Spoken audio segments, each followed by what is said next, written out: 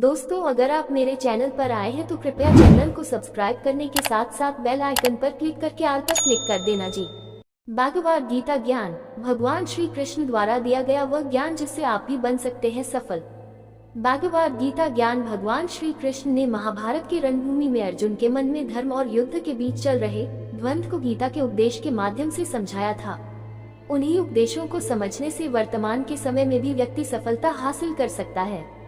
भगवद गीता को जीवन का सार माना जाता है, जिसमें सफलता के कई रहस्य छिपे हुए हैं। श्रीमद् भगवद गीता को जीवन का सार माना जाता है। ऐसा इसलिए क्योंकि महाभारत की रणभूमि में भगवान श्री कृष्ण ने गीता का उपदेश देकर धनुर्धर अर्जुन का मार्गदर्शन किया था। वर्तमान समय में भी गीता के उपदेश को समझने से व्यक्ति सफलता के मार्ग पर चलने लगता है। भगवद गीता के अनुसार व्यक्ति सद्विचारों से और धर्म के पथ पर चलने से भगवान के चरणों में स्थान हासिल कर सकता है। आइए गीता के माध्यम से जानते हैं कि किस तरह व्यक्ति जीवन में पा सकता है सफलता। गीता के इन उपदेश से जाने सफलता का रहस्य। भगवद गीता के अनुसार केवल कर्म पर ही व्यक्ति का अधिकार है, लेकिन उसका फल कैसा होगा ये कोई नहीं जानता है।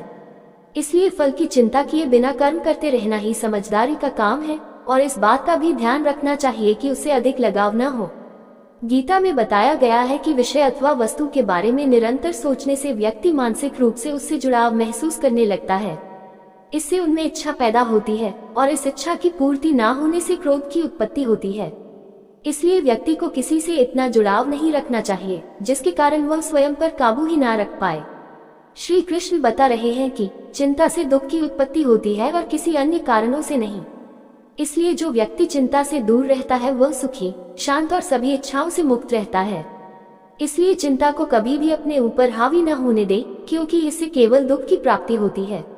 जो व्यक्ति मान अथवा अपमान में एक समान व्यवहार करता है, जो मित्र और प्रतिपक्ष में रहते हुए भी समान रूप से कार्य करता है, जो किसी प्रकार के अभिमान से रहित है, उसे श्रेष्ठ अथवा गुणवान व्यक्ति माना जाता है। इसलिए किसी भी परिस्थिति में अपना व्यवहार और संयम नहीं खोना चाहिए। कर्म ही पूजा है, कर्म ही भक्ति है, इसलिए कर्म को पूरे मन से करना चाहिए।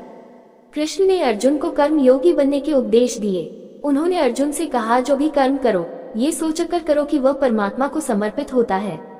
मृत्यु से भय व्यर्थ है, मृत्यु का भय हर व्यक्ति को होता है।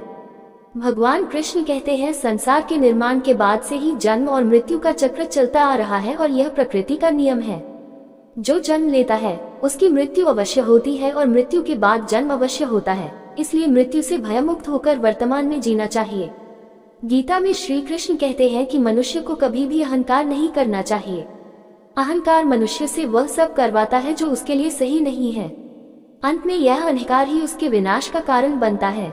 इसलिए जीवन में जितना जल्दी हो सके अपना अहंकार त्याग देना चाहिए। गीता में श्री कृष्ण कहते हैं कि किसी भी इंसान का पतन उस समय शुरू हो जाता है जब वो अपनों को गिराने की सलाह गैरों से लेना शुरू कर देता है। गीता में लिखा है, सरल व्यक्ति के साथ किया गया छल आपकी बर्बादी के सारे द्वार खोल देता है। चाहे आप कितने भी बड़ी शतरंज के खिलाड़ी क्यों ना हो, लेकिन सरल व्यक्ति के साथ किए गए छल के परिणाम आपको भुगतने ही पड़ेंगे। श्री कृष्ण कहते हैं कि इस धरती पर कर्मों की चपेट से न तो कोई बचा है और ना ही बचेगा।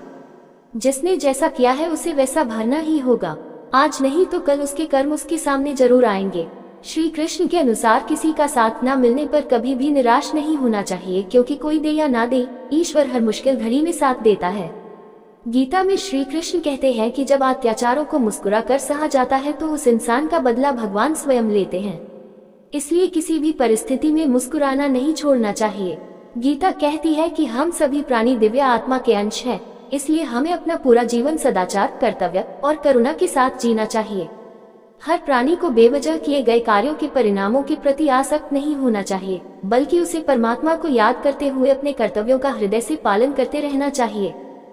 श्रीमद् भगवद गीता न केवल धर्म का ज्ञान कराती है, बल्कि जीवन जीने का ढंग भी बताती है।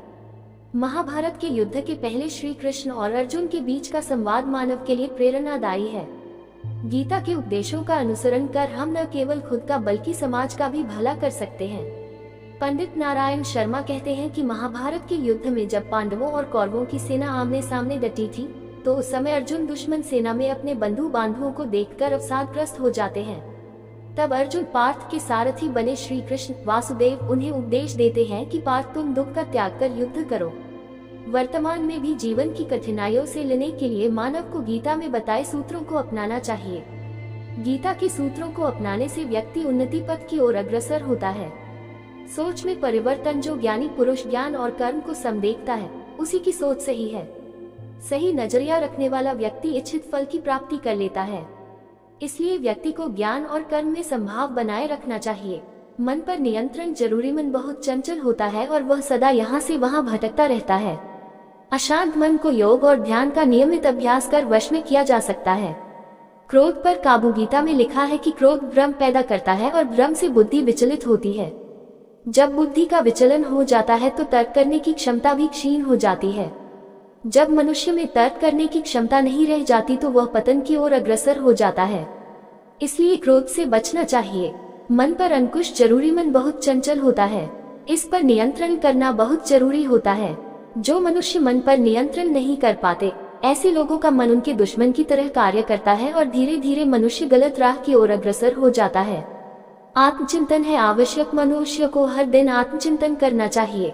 आत्मचिंतन से जो ज्ञान प्राप्त होता है, उससे व्यक्ति उसके अंदर छुपे अज्ञान रूपी अंधकार को दूर कर सकता है।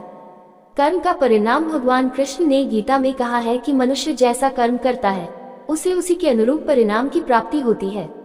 इसलिए जीवन में अच्छे कर्म करने को महत्व देना चाहिए। विश्वास से सफलता मनुष्य जो चाहे वह प्राप्त कर सकता है। बस जरूरत होती है तो इच्छित वस्तु को प्राप्त करने लगन के साथ कार्य करने की। ऐसा करके व्यक्ति का सफलता अवश्य मिलती है। ऐसे पाए तनाव से मुक्त। प्रकृति के विपरीत कार्य करके मनुष्य तनाव से ग्रसित हो जाता है। यही तनाव मनुष्य के विनाश का कारण बनता है। इसलिए तनाव से मुक्त रहने के लिए धर्म और कर्म का मार्ग अपनाना चाहिए। सोच से आचरण निर्माण। मनुष्य जिस तरह सोचता है, उसी तरह का आचरण करता है।